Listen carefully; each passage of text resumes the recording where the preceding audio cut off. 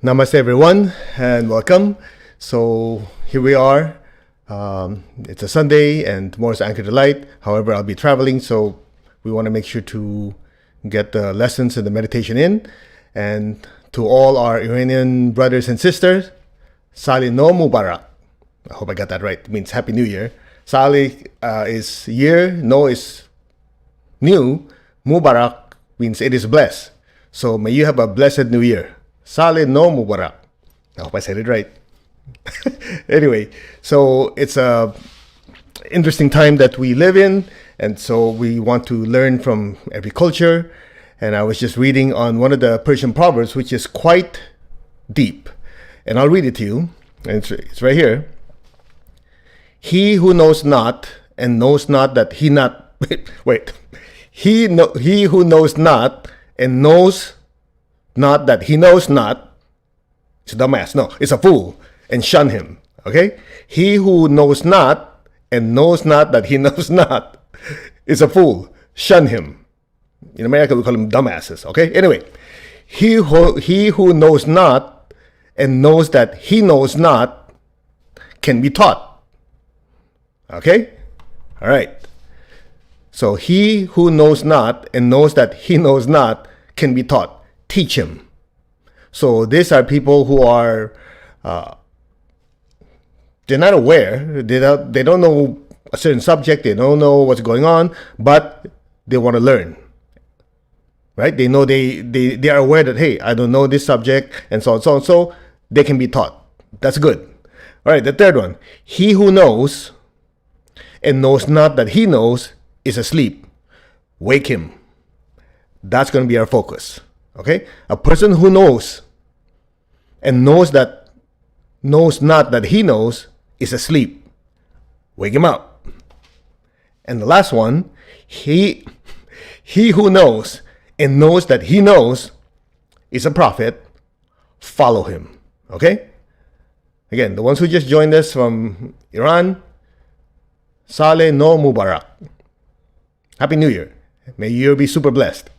All right. Now, so let's break this down. It's a Persian proverb, so I'm assuming that whoever wrote it wrote in such a way that we can understand it in a certain sequence. So, he who knows not and knows not that he knows not. Basically, an ignorant person who does not know he's ignorant, stay away from him. Those people are a big problem in our lives because they are oblivious and they don't know they're oblivious. And oftentimes what happens? They're so oblivious about everything and they think they know everything. Ever meet people like that? They think they know everything, but they actually don't know anything. And they don't know they're dumb at. I mean, just, anyway, don't get me started. Because people like that, it's like, man, they talk a lot. They talk like you're talking to them, every other word that come with their mouth is, I know. And then, but they don't know anything. So what they do is like, since they're so ignorant, but they act like they know, they have to put a shell. They put a facade to overcome their uselessness. I mean, their ignorance. Okay? Anyway, I'm supposed to be kind. So sorry. It's just so irritating when you meet people like that. It's when somebody doesn't know, you like to help them and share with them and teach them. But there's some people, you talk to them, every other word they tell you is, I know. It's like, talking to this person is a complete waste of time. In other words, why are you talking to me if you know everything? Those people, drive my emotional body crazy, okay?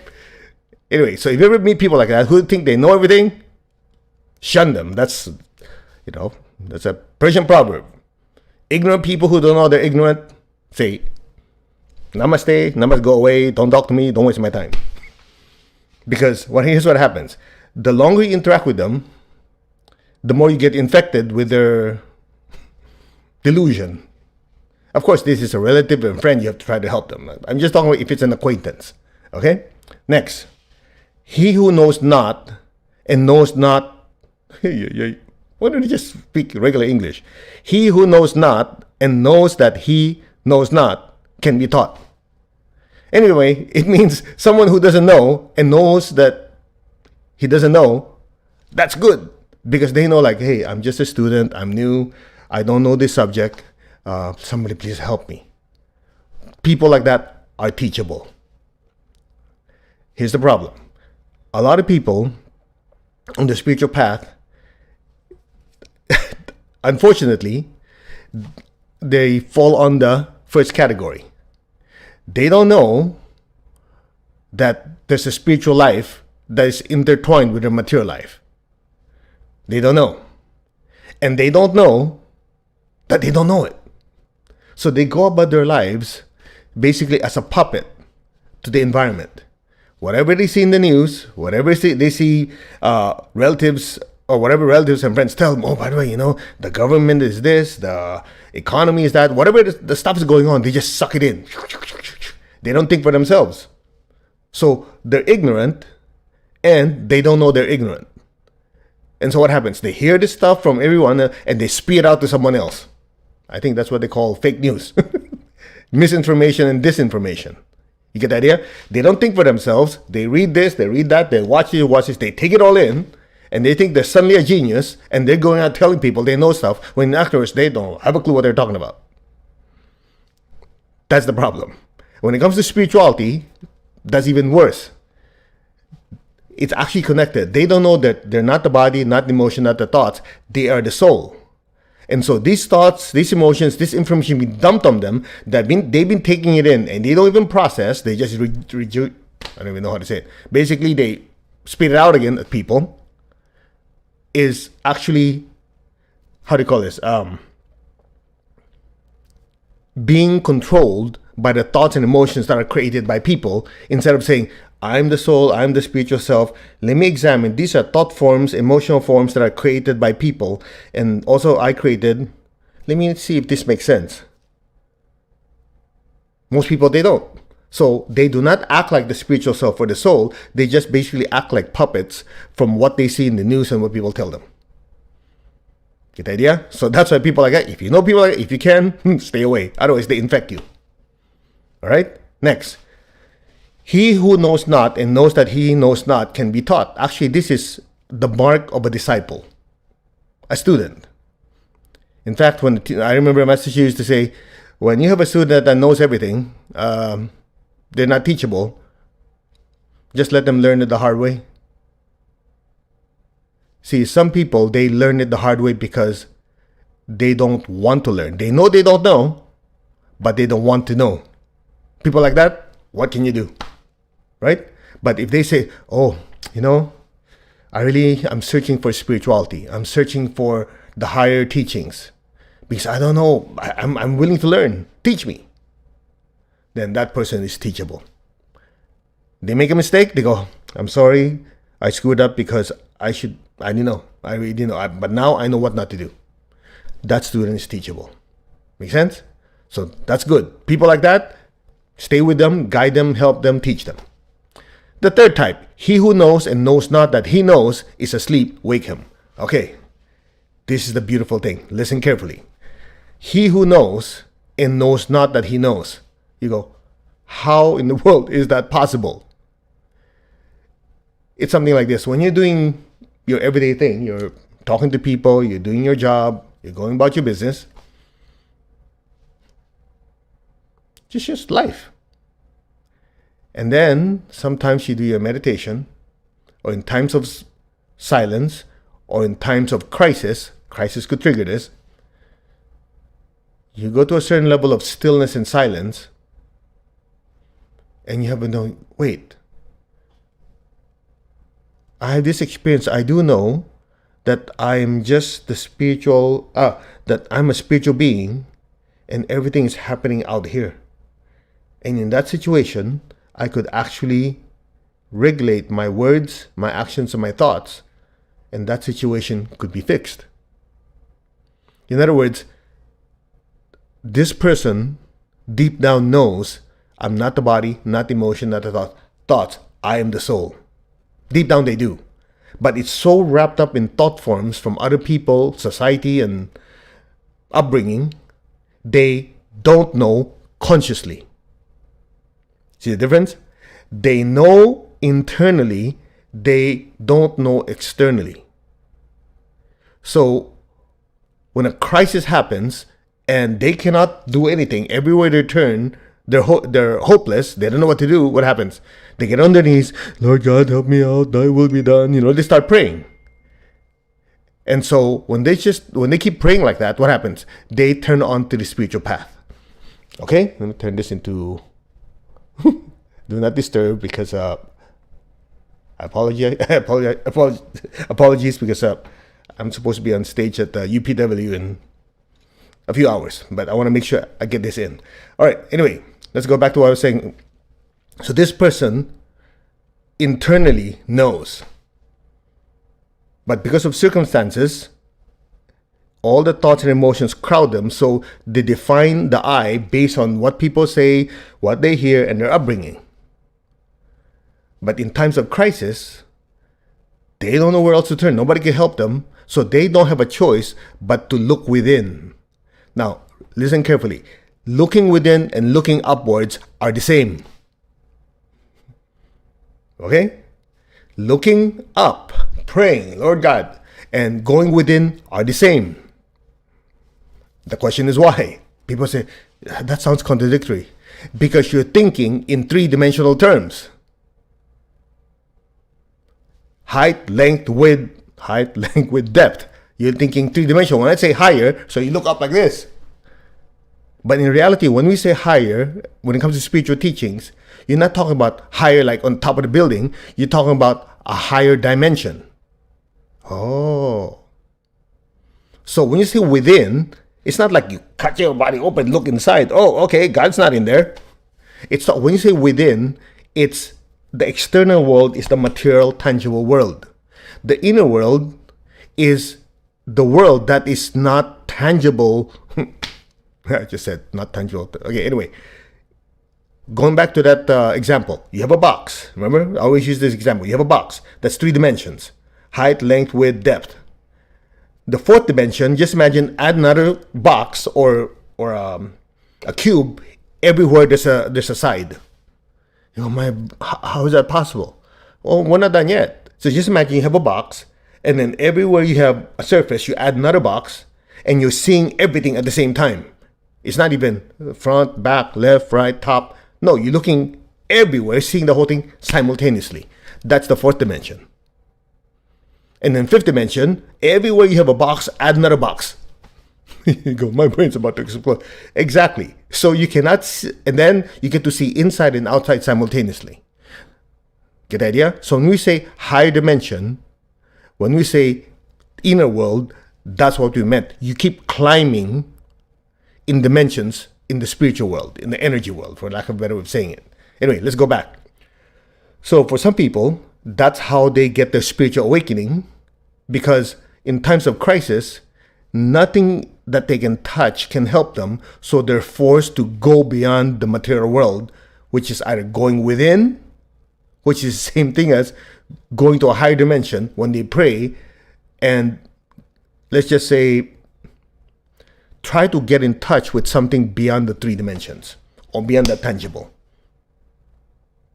Make sense? So that's one way for people to be awakened through crisis. The other way to be awakened is for someone to be taught by a teacher. So again, the third, he who knows and knows that he knows, he who knows and knows not that he knows is asleep. So in other words, deep down, the spiritual self knows, I am the soul. But because of circumstances, externally, consciously, not aware. So they're asleep. So all you got to do is teach them, and they wake up to the fact that, oh, so you're telling me that these thoughts and emotions am not I? Yeah, you created them. Oh. So that means I can change what I think and what I feel? Yes. You've ever had the experience before? Or when you do this exercise, move your body. What are you doing? I'm moving my body. Who's moving it? I am. So are you the body? No, I moved it. Oh yeah, so therefore I'm not the body. I moved the body. One level of awakening. Then you say, okay, feel an emotion, happiness, joy, anger, whatever that emotion. What did you do? Oh, I'm feeling this emotion. Did those emotions exist before you created them? No. So that means you cannot be these emotions because they were not around until I asked you to create them. And people that's like, yeah. Oh, think of a car, an apple, or whatever thought. What are you doing? I'm thinking of these things.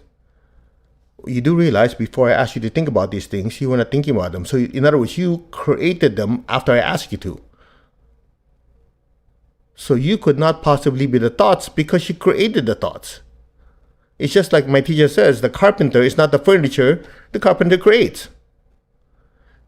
So what did you just do? You just went like this. Wake up. Are you awake now? Get the idea? So a person who knows they are the spiritual self, but does not know that he or she knows internally, all you have to do is wake them up to their spiritual nature. And that's what we do here in Anchor the Light. We use lessons from different traditions. We've had Chinese tradition because that's one I know because, my body's born Chinese. So I studied a lot of these growing up. So it's easy for me to relate. But then again, we'd also have like today, since it's Persian New Year, we picked a Persian proverb. And we've had teachings with Rumi. We had Paramahansa Yogananda.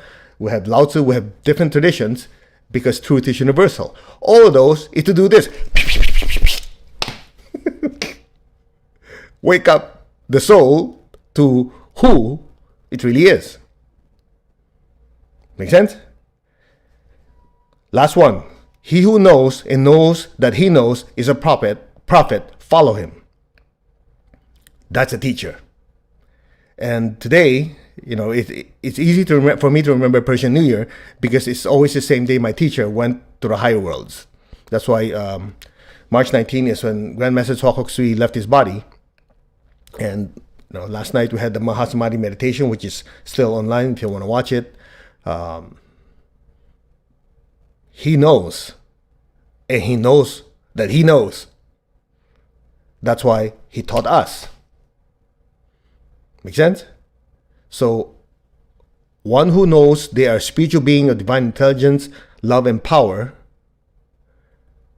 and also knows that they know that's who their identity is capable of sharing that light with others. A prophet, a teacher, a guru, a sensei, sifu, whatever word you want to use, these are teachers.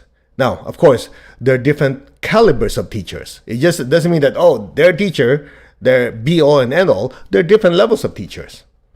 It's just like you have someone who knows science. They know physics. The physics teacher in high school. Then you have the same physics teacher. It's a PhD that teaches in university. That's also a physics teacher, but different caliber. Then you have somebody like Einstein, who is actually an office clerk, but the guy's a super duper genius. He's also a physics teacher, but a world-class teacher. All three are teachers, but different calibers. Same thing with cooking. Cooking. Yeah, I could cook eggs. Then you have somebody who's a real cook in a restaurant, and you have a world-class chef. So different calibers of teachers. Because when you say knowing, okay, I'll leave you with this thought. When you say knowing, this knowing is oftentimes equated with knowledge. Knowing, you put a few letters there, knowing, knowledge. Yeah? Okay. Something like this. What you call enlightenment has many definitions and explanations. But when it comes to spirituality, is when a person is enlightened, that means that person has a realization or a knowing that they are a spiritual being of light. Okay? However, when you say a spiritual being of divine light, divine love, divine power, essentially you're knowing that you are a spiritual being made of nothing, no thing, no devoid of matter. Clear? That said, when you have an ordinary person who is not yet that spiritually developed, they just started to realize, oh, I'm not this body, but I can control this body. I'm using this body. That's a level of enlightenment. In other words, right at that moment, they already have a knowingness. Oh, I control the body. This is not I.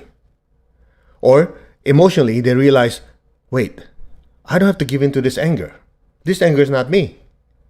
That is another form of enlightenment. They start having thoughts jumping all over the place. Oh man, monkey mind. Wait, I'm just watching these thoughts. These thoughts are not the I. Boom, there's another enlightenment. That's why many years ago, I had this talk on, not many years ago, I think it was last year, everyday enlightenments. So we have pockets of knowingness. That's why if you ever read Zen stories, some of them will drive you crazy. It could be as simple as the student was talking to the teacher, and the student was really confused, and the teacher said something, and the student was enlightened. Have you ever read books? I've read so many of them going, that's still shallow. The teacher just said, okay, you finish eating your rice, go wash your bowl. And the student was enlightened. I'm going, that's dumb. And me and my stupidity, I was judging based on my definition of enlightenment. But when I studied further, it's basically saying the student did not know, and then afterwards, with what the teacher said, they knew something more than they did before. So they were enlightened in comparison. Ah, exactly. So there are different levels of enlightenment. Now you begin to understand. So when you experience enlightenment during meditation, your level of enlightenment is nothing compared to, let's say, the enlightenment, I'll just pick, let's say the Dalai Lama. Or when we say, okay, I'm enlightened compared to the enlightenment of the Lord Buddha on Wesak Festival, the Wesak. No comparison. And I remember Master Cho used to explain something like this. He said, for an ordinary soul that's not yet that developed, it's just like a light bulb, a 10-watt bulb. Ding! Light turned on. Okay? Then you have somebody more advanced. Oh, wow, they just had like a bright 100-watt bulb turn on. Okay, I have a realization, I'm a being of light. And then he said, if it's the Lord Buddha being, you're trying to gauge it in the limited minds of the Lord Buddha being enlightened from Prince Siddhartha to the Buddha, it's just like a nuclear explosion. The light is that bright. Okay, so different levels. And like when a person says, I'm enlightened, you have to say, what level? No, don't do that. That's nasty. Don't say that. Just know, okay, person say they're enlightened. Okay, good. Then you go, well, how would I know what level of enlightenment I am? It's very simple. A person's level of enlightenment can be measured by how they control their bodies, their emotions, and their thoughts. That's the first way to tell. If you find somebody driven by passion, when I say passion, I'm talking about negative way, like they're passionate about, drugs, right? It shows that addiction controls the soul. So their level of enlightenment is like, get the idea? Because the drugs control them. So if you have someone who does meditation, spiritual practice, they have a level of stillness, and you can tell if there's a crisis, they're able to keep it together. As much as they want to scream, yell, and hit someone, they say, that is not the right thing to do. I will not let my emotions control me, my thoughts, and my body. That's a certain level of enlightenment. Make sense? Then, as you go further, as a person becomes more enlightened, here's what happens. They start noticing circumstances happen. They don't react to it, but they say, hey, this is the right thing to do. Let's do it this way, not just for myself, because it will affect other people. By teaching, by caring other people, caring for other people, I'm able to do service. Because when I do service, I realize that person is not the body, not the emotion, thoughts.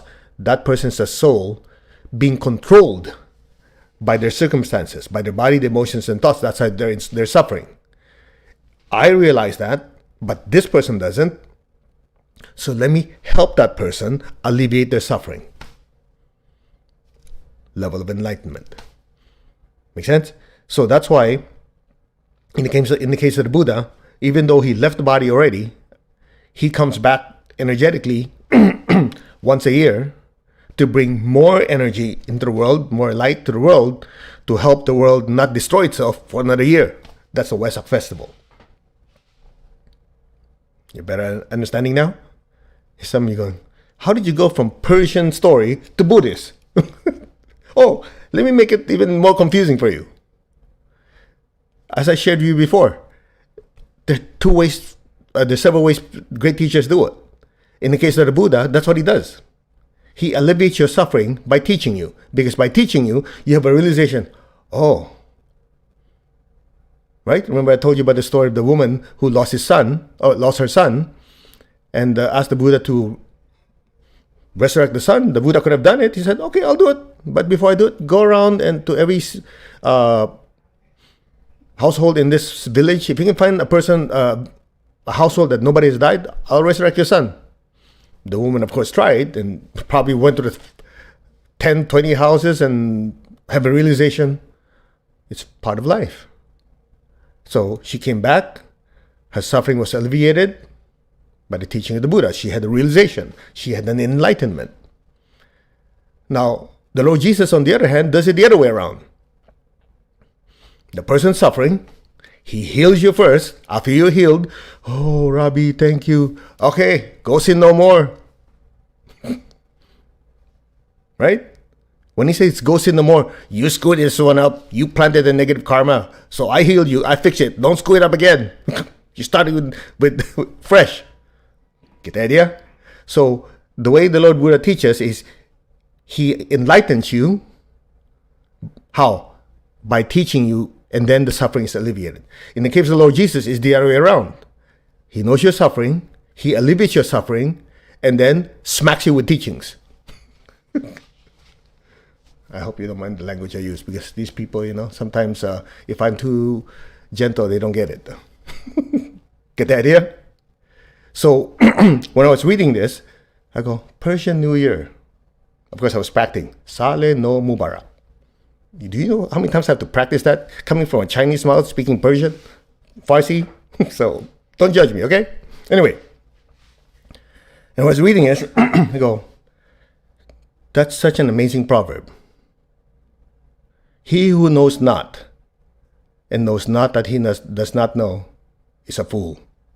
Or in America, we call them dumbasses, right? He who knows not and knows that he knows not. Amazing. A person who's ignorant and knows he's ignorant, wants to learn, is teachable. Could be a great soul one day. He who knows and knows not that he knows is asleep. Now we're getting deep. A person who knows they are a soul, a spiritual being, a reflection of divine light, divine love, divine power, all got to do is teach them and wake them up. And of course, the last one, he who knows and knows that he knows is a prophet, is a great teacher.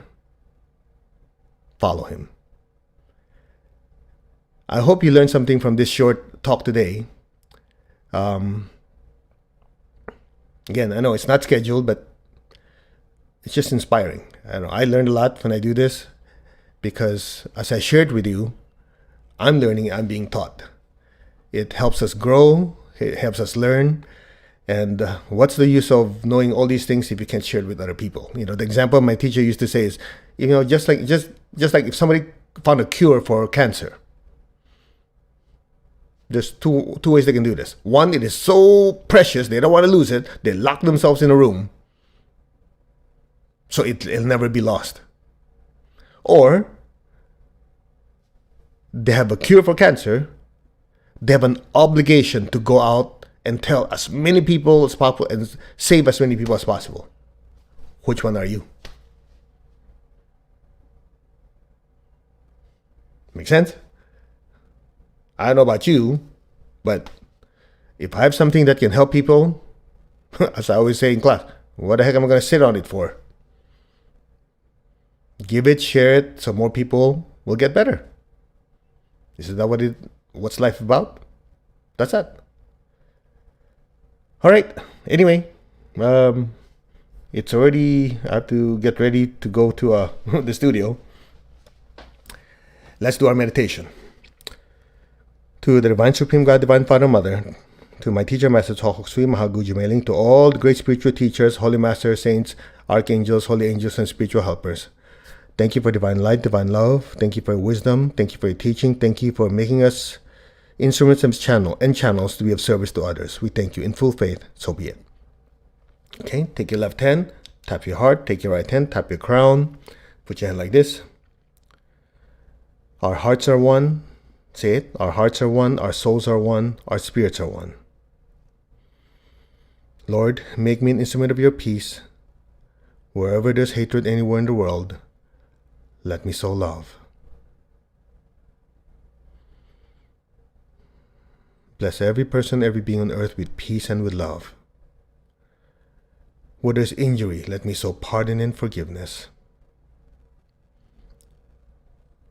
Where there's doubt, let me sow faith. Where there's despair, let me sow hope. With what's going on in Ukraine and Russia area, bless every person, every being in Ukraine with peace, with love, with hope and with faith and a better tomorrow. With God's blessing, let this war end immediately. So be it. With God, all is possible. So it is. Where there's darkness, let me sow light. Sadness, let me sow joy. Beware of your heart and your hands. Fill the earth with beautiful pink light. May all be blessed with peace, with love, and kindness. So be it.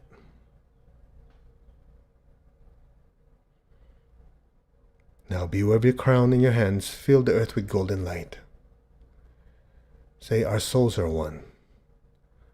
From the heart of God, may every person, every being on earth be blessed with love and kindness. Let all be blessed with great joy and happiness, with understanding, harmony, and divine peace. May all be blessed without exception. So be it. So be it. Bless the entire earth with beautiful golden light. Bless Ukraine, bless Russia. The Russian people are suffering too. The Ukrainian people, and so many of them are having such a difficult time. May they be blessed, may be healed, may they be comforted. So be it. May this war be completely ended now. So be it. Fill the area with golden light. So be it. From the heart of God, may all be blessed with peace, with love, and with kindness. So be it. So be it. Now, beware of your heart and your crown together. Take a deep breath. Exhale, and fill the earth with even brighter golden light.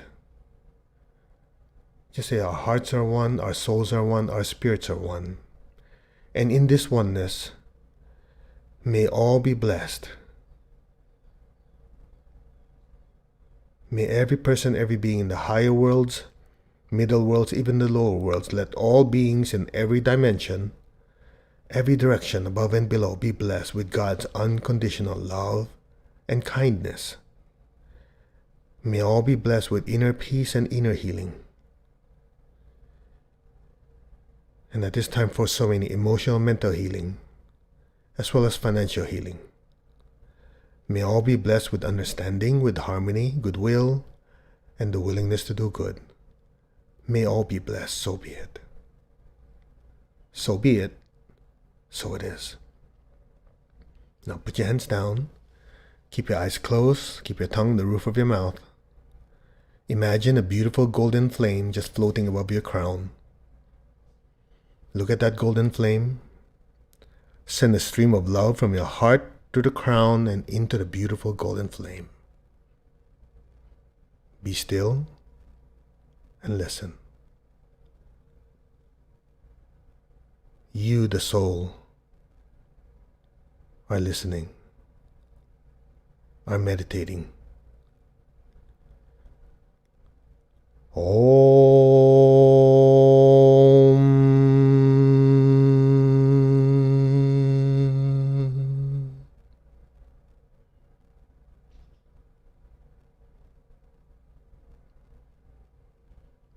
Allow your awareness to drift into that nothingness.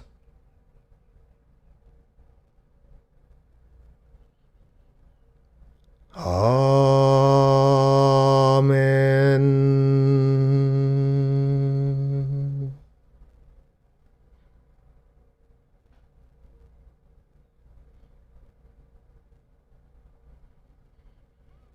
Amen.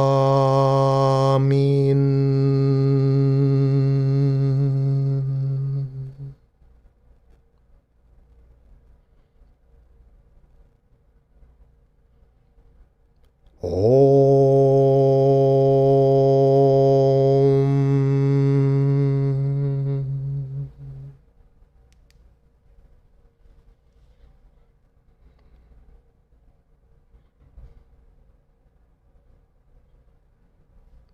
Be still.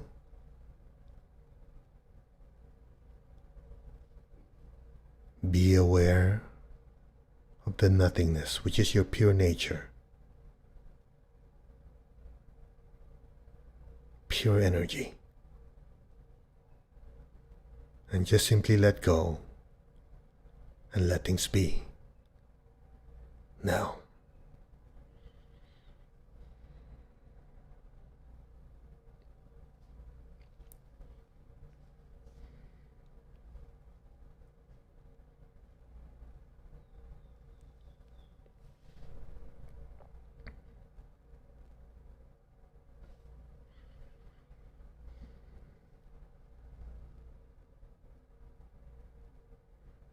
We'll raise your frequency even higher. Be still.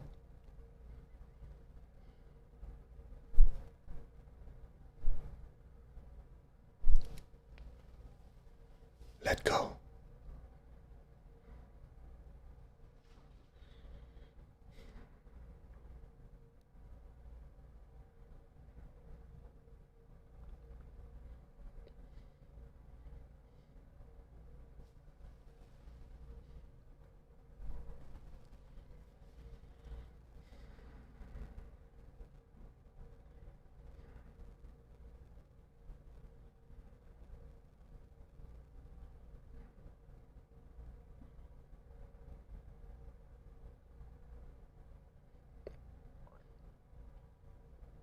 Be still.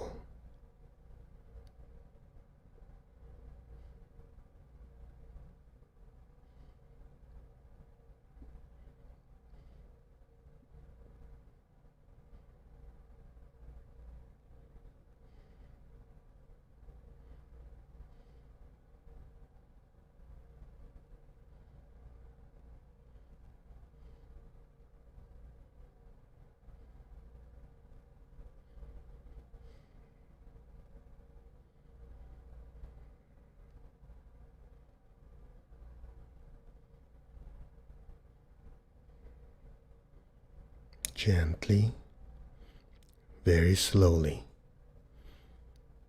Gently and slowly come back to your body. Move your fingers, move your toes, gently, slowly come back. Raise your hands in blessing again. Imagine the earth in front of you. Visualize all the people you love, fill them with golden light. May all of them be blessed with good health, with happiness, with abundance and prosperity, and with spirituality. So be it. Bless your job, your career with success, with progress, and so much abundance and prosperity. So be it. So be it. Now be aware of your feet and the base of your spine. Project golden light downward into the earth. Let our beloved Mother Earth be blessed with divine light, divine love, and divine power. Let our beloved Mother Earth be healed, regenerated, and revitalized. Blessings be to Mother Earth. So be it, and so it is. Let's give thanks to the Divine Supreme One, Divine Father, Mother. Thank you. To all the spiritual teachers, spiritual elders, to all the saints of all traditions, to all the holy archangels, holy angels, and spiritual helpers. personally to my teacher, Master Chokok Sui Mahaguju Mailing. Thank you for the blessings in full faith. And so it is. All right, I hope you liked the meditation. We kind of cranked up the energy a little bit. And I have to get going to the studio because I'll be on stage in weeks. I better get going. Regardless, I hope you learned something. Again, to our Iranian friends, Saleh Mo Mubarak. I hope I said it right again. I have to keep remembering. It means Saleh is New Year. New Year, be blessed. At least that's what I was taught. We have a lot of Iranian friends, a lot of that have joined pranic healing, and yeah, they teach me stuff. All right. Or I could say, Hosh Ahmedi, welcome. Okay. God bless. You all take care. And tomorrow is travel day. I go back to California, so I'm not sure if I'm going to be able to squeeze in the meditation. Regardless, I'll be on stage in an hour, give or take. All right. And if you're in UPW, of course, Sage Robin's going to join me. We'll do the meditation together. Of course, you'll be blasted out of your body, which is great. Anyway, I'll put a message. So about an hour from now, an hour and a half. All right. Namaste. You all take care. We will see you next time. God bless.